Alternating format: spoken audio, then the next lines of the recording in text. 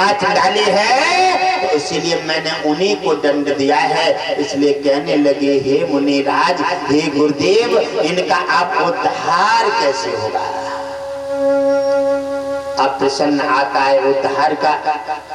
कोई काम नुकसान तो बहुत जल्द हो जाता है, और बनाने के लिए तो साल पूरी जीवन लग जाता है। एक जीवन बन पाने के लिए उसका पढ़ाई है, लिखाई है, बचपन है, कपड़ा है, और सैकड़ों साधन जुटाना पड़ते हैं। और जब हरीर निकल जाता है तो जरा देर में शमशान में जला करके राख बना देते हैं, कोई टाइम नहीं लगता। पौधा के लिए लगाने के, पनपाने के लिए कितना समय लगाना पड़ता है, देख रेख करना पड़ती है। और पौधा जब बेच देते हैं, जरा देर में आरा रख करके काट करके उसे नीचे डाल देते हैं, एक ही दिन में बना करके और उसे ले जाते हैं।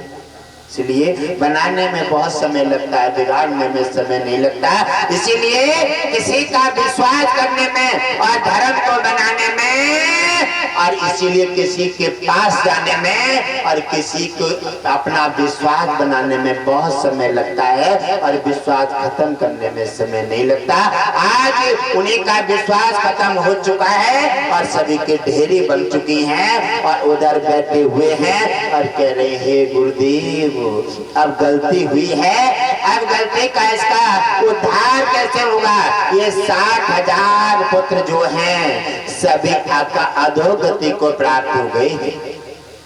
60,000 पुत्र अधोगति को प्राप्त हो गए हैं। ये सब पेट योनि में है, ये सब इधर उधर जाएंगे, भटकेंगे, इनका उद्धार कैसे होगा?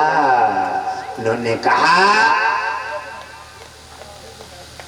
क्या इनका उद्धार कोई सहज नहीं है? इनका उद्धार जब कोई संकट आया है तो इसका निवारण भी होगा। इसका उद्धार के लिए तुम्हें जाकर के भगवान भोलेनाथ और पार्वती को प्रसन्न करना पड़ेगा। भगवान शंकर और पार्वती कैलाश पे जाकर के तप करें, और जब वो प्रसन्न होंगे तो उनके पास इस समय उनकी जटा में गंगा है, और गंगा जब धरती पर आएंगे तब 60,000 सगर के 60,000 पुत्रों का तर्पण होगा, उद्धार होगा, तब उन्हें जन्म मिलेगा, और तब उन्हें शांति मिलकर के उनका छुटकारा होगा। कहने लगे, महाराज ये बताएं, क्या ये इनमें साहस है गंगा को लाने का और तप करने का? तो उन्होंने कहा, ये तप के लिए भी मानव है धरती पर। उन्होंने कहा, ये भी सबका साहस नहीं है, तप करना सबका साहस नहीं होता है धरती पर। तो उन्होंने कहा, ये देवताओं का या फिर मानव का? तो उन्होंने कहा कि ये मानव का ही कर्तव्य है। कहने लगे, मानव धरती पर ऐसा कौन सा है जो भगवान शंकर को और विष्णु को प्रसन्न करके और गंगा को धरती पर लाए और सगर के 60,000 पुत्रों का उद्धार करके और उनका तर्पण करा सके? ऐसा कौन है गुरुदेव, बताइए। तो उन्होंने कहा, वो है भागीरथ। भागीरथ को जाकर के प्रेरित करें, और वो जाकर के तप करेंगे, और उन्हीं के लिए धरती पर उतारा गया है, और 60,000 पुत्रों का उन्हीं के माध्यम से उद्धार होगा, और उन्हीं के तप से गंगा धरती पर आएंगे और उनका उद्धार तो होगा, और गंगा आने से समस्त मृतलोक वासियों का और धरती वासियों का सभी का ही उद्धार हो जाए। उन्होंने कहा कि जाकर के उनसे प्रणाम करते हैं, और जाकर के भागीरथ ने जाकर के तप किया है, और तप करके भगवान शंकर और पार्वती को प्रसन्न किया। वो प्रसन्न होते हैं और कहने लगे, धन्य है भागीरथ, आपने ऐसा तप करके और हमें प्रसन्न कर लिया है। कहने लगे, हे माता और हे शंभो, आप तो दया के पात्र हैं, और आप हमारे संकट का निवारण कीजिए। उन्होंने कहा ये तुम्हारी समस्या का समाधान मेरे पास नहीं है, क्योंकि इस समय गंगा जी ब्रह्मा जी के कमंडल में है, वो ब्रह्मलोक में है। कहने लगे फिर क्या करना पड़ेगा? कहने लगे तुम्हें अब ब्रह्मा की तपस्या करना पड़ेगी। और ब्रह्मा को प्रसन्न किया, ब्रह्मा प्रसन्न हो जाते हैं, गंगा को छोड़ते हैं, शंकर जी के जटाओं में आते हैं, सभी ने सहयोग किया और सगर के 60,000 पुत्रों का उद्धार हुआ। और उसके बाद आज संसार पूरे मतलब के प्राणी का, भक्त का, साधु का, संत का और सभी का उन्हीं गंगा के माध्यम से सभी का कल्याण होता चला। ये है गंगा भागीरथी। कहते हैं गंगा तो आनहार थी, लेकिन भागीरथी सिर पड़ गई।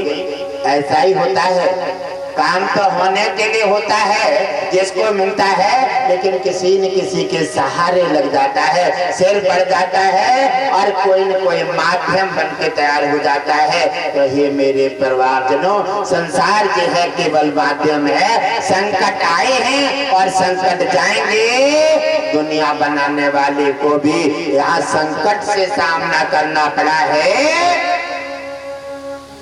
जैसे भगवान मरते बनवार छोटे से हैं और पूतना जहर लगा के आ जाती है, कंस भेज देता है, कंस भेज देता है और कहने लगे पूतना आप सही तरह से काम काज निपटाएं और हमारा मारने वाला खत्म हो जाएगा, तो हम तुम्हें इतना दहन दे दिए और आपको आजाद कर दिए। कहने लगे राजन चिंता मत करो, ये समझ लो कि संकट तुम्हारा कट गो।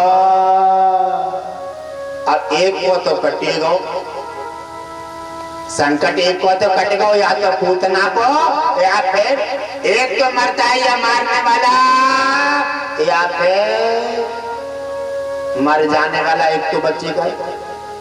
एक का संकट कटने वाला है और जाते हैं और जाकर के प्रवेश कर जाते हैं, जहर लगा के जाते हैं और जाकर के उन्होंने छोटे पाए, वो छोटे भी खोटे थे, क्योंकि भगवान तो चींटी कितनी छोटी होती, कितने बड़े हाथी को पस्त कर देती है। समय काम कराता है और समय पर करे समय पर वो चींटी भी बलवान हो जाती है और उसमें धरती पर है भगवान मुरली मनोहर और जाकर के छोटे से बचपने में और निकाला, खिलाया और खिलाते खिलाते कहने लगे, इधर उधर देखा, बोले हाथ मार लो, फिर कोई न कोई आ पड़ेगा और खिलाते बातें करते करते ले जाते हैं। और जैसे ही मौका लगा और जैसे मुंह में लगा दिया,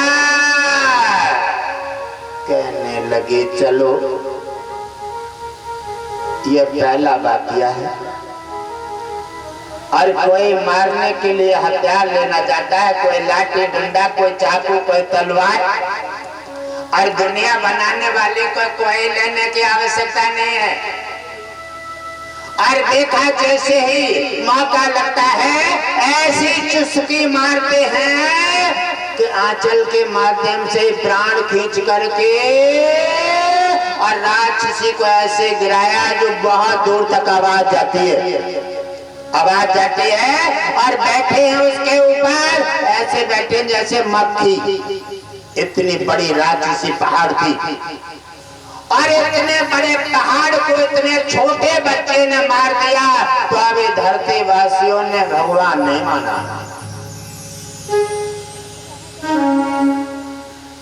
तभी धरती वासियों ने चमत्कार नहीं समझा और भगवान को नहीं माना ये भगवान है। फिर भी परीक्षा ही लेते रहे, फिर भी जानकारी लेते रहे, कोई बर्दिया कहता है, कोई माखन चोर कहता है, अलग अलग बातों में अपनाते रहे। अगर तुम अपनाते रहो, अगर तान छान करते रहोगे तो इसमें दूसरे का कोई दोष नहीं है, इसमें तुम्हारा समय निकल जाएगा।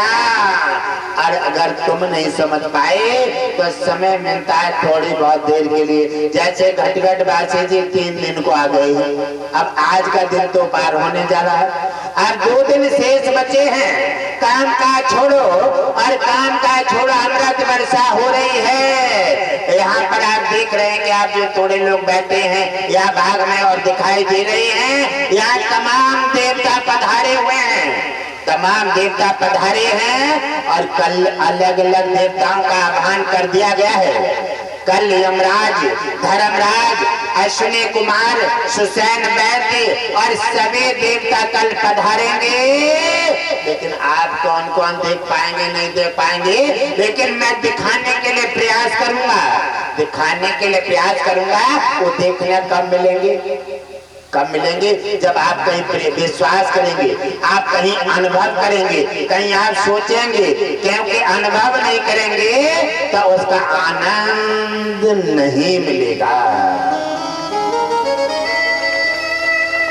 और मार देते हैं, मार करके और पूतना का देहांत कर देते हैं, फिर भी दुनिया वालों ने उन्हें भगवान नहीं माना।